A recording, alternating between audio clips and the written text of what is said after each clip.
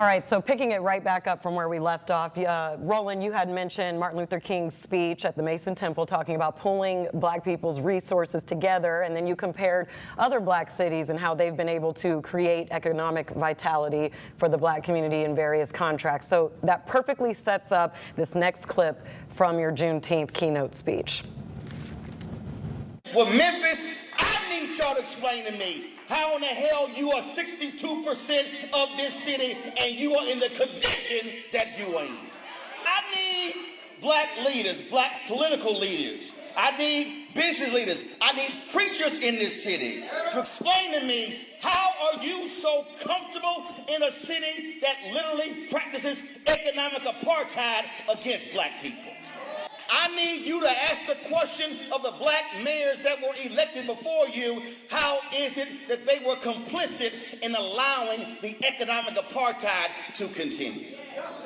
There is no way in the world you can have a city that is 62% African American and your contracts don't even reach 25%. Okay, so yes, very explosive, very passionate there, and you heard the crowd as well. So Reverend Whalum, I'll open it to you this time. Yeah, that's a lot. That's a lot of the economics here. The numbers are there, and the 25% not even reaching 25% for contracts. So what can Memphis leaders do now? How do they make those promises that black minority companies get a piece of the pie? Well, I think they need to go to the Roland Martin School of Courage and Gonads. It is true, it is inarguably true that a city with 62% black population should not be struggling the way that we are. I think one of the answers to Roland's question is because black elected officials don't feel like they have to press in on these kinds of demands. In the city of Memphis and Shelby County, we are afraid to even use the word black. We won't. I've asked for many years, why doesn't our legislation use the word black-owned business? Why do we have to say minority? Why can't we say what we mean? And I think that we're at a tipping point. I think Roland can sense it, probably because of his distance from the situation, yet his closeness to the situation and his love for Memphis and love for black people. But I think we're at a tipping point, and we may be beyond the tipping point until we get black leaders, and Roland pointed it out in his speech, black preachers especially, to take advantage of our moral position among the people and speak truth to power for real, for real. And I think Roland is right on that. So Roland, where's the disconnect? Because you mentioned how other cities were able to do it. You, Reverend Whalum, talked about former Mayor Harrington, who was credited with bringing the Grizzlies here, so that was a big phenom there. But where is the disconnect you're seeing in Memphis through your experience in reporting? Okay, all right, so let's just take that. All right, great. He brought the Grizzlies here. Okay, you built a stadium. What was the black contract participation in the building of that stadium? I'm not talking usher jobs.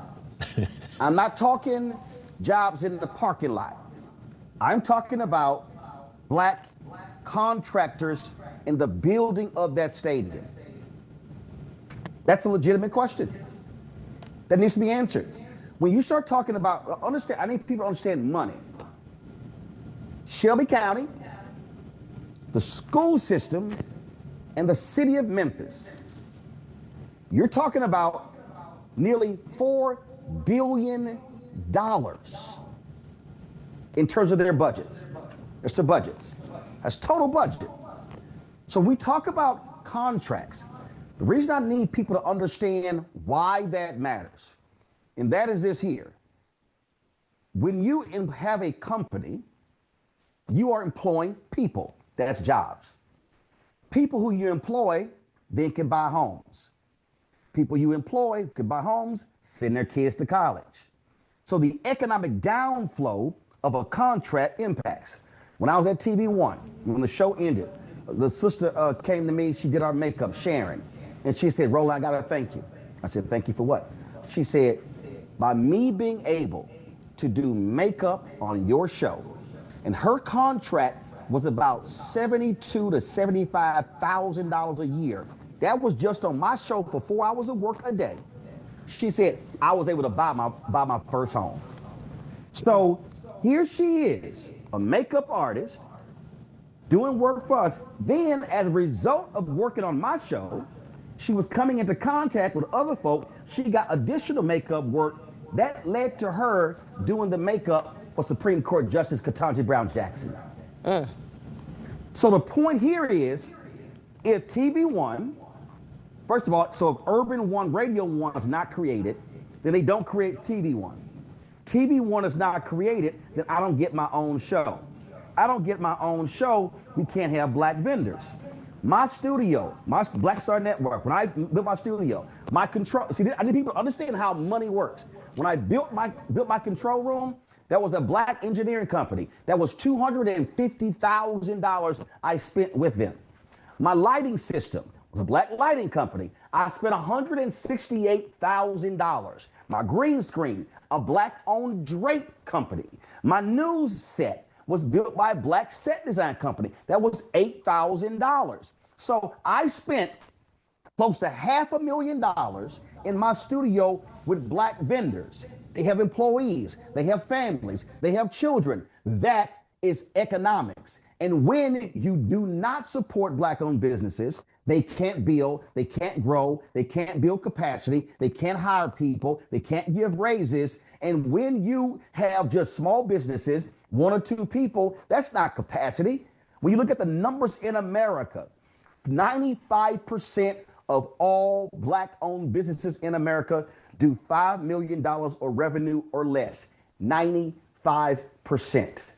And so if we are not accessing city, state, county, school district, federal contracts, and we know we're getting frozen out of corporate America, then you're never going to see black-owned businesses grow and prosper in America, in Tennessee, in Shelby County, in Memphis. Okay, I have to stop you there because, you know, your Zoom is on a limited time here. So we have, that's going to segue into one very big business that's moved to Memphis, Elon Musk's supercomputer, not black owned by any means, but contract work nonetheless. So